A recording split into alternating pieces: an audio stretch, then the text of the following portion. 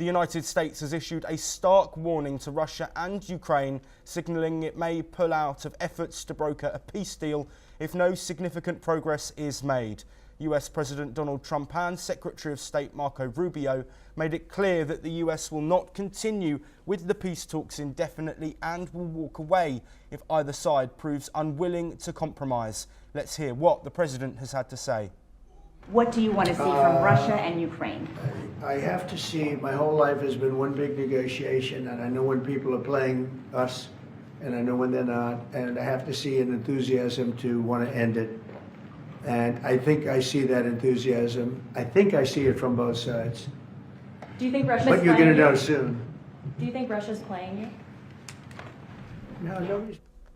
Meanwhile, Moscow claims some progress in the negotiations. US officials remain frustrated by what they see as stalled efforts. Meanwhile, the violence continues to rage on the ground. A Russian missile strike on Ukraine's second largest city, Kharkiv, has left at least one person dead and over 100 injured, including 9 children, according to local reports.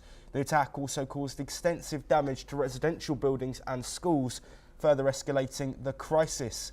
Well, joining us to discuss these latest developments is John Rosamundo, a president of the Viking Research Associates and a geopolitical analyst who's joining us from Washington, D.C. John, thank you very much for being here. Our first point has to be on these comments from Trump and Rubio on potential US withdrawal from these talks. How devastating could that be for the peace effort between Russia and Ukraine?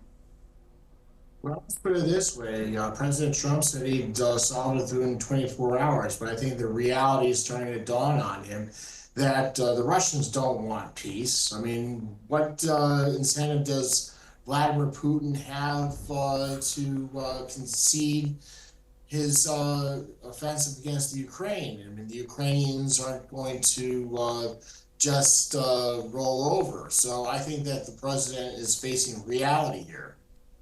Yes, John, and looking now at these strikes that have continued, reported in Ukraine that somebody has died and over 100 may be injured. Do you think that Russia will continue their offensive amongst these threats from Donald Trump and Marco Rubio, that they may withdraw? And is potentially that what Russia are looking for?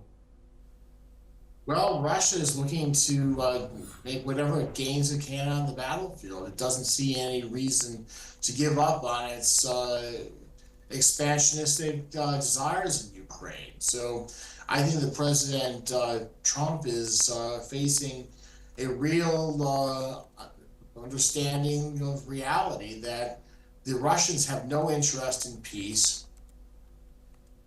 Yes, John, of course, the diplomatic effort from not just the United States, but also other key players, including Europe, and comments as well from China.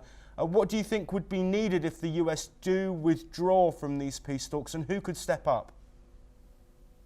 Well, I don't think that anybody is really in a position to step up. I mean, I think that, you have reports that the Chinese have been sending mercenary soldiers to fight alongside the Russians in Ukraine. The Europeans are not in any position to, push for peace with the Russians. And you have talk about the Europeans stepping in to fill the gap left by America. So no one has any interest in peace right here, other than President Trump. Yes, John. Well, I want to build on what you've said there, and that there's nobody seems to want peace. There seems to be rhetoric coming from Europe that they're pushing for it, and they've talked about imposing further sanctions on Russia. Is this a positive move in your opinion? Well, it's something that's going to be mostly symbolic. I mean, they put a ton of sanctions on the Russians. The Russian economy is still up and running. The Chinese have come in and backed up the Russians. I think that the Europeans really don't have a lot of cards to play with here. I mean, their militaries are not in any state where even if they were to get involved directly, they could do anything to damage the Russians.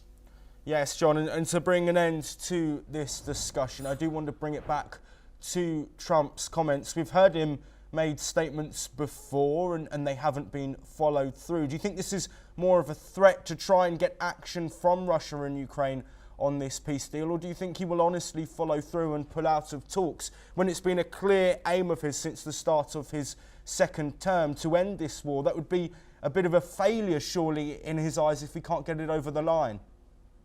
Well, I think that it is a little bit of posturing on his part, but I think that he's also coming face to face with reality. I mean, which is that that Vladimir Putin has no interest in bringing about peace. He won't stop with anything less than the complete surrender and defeat of Ukraine.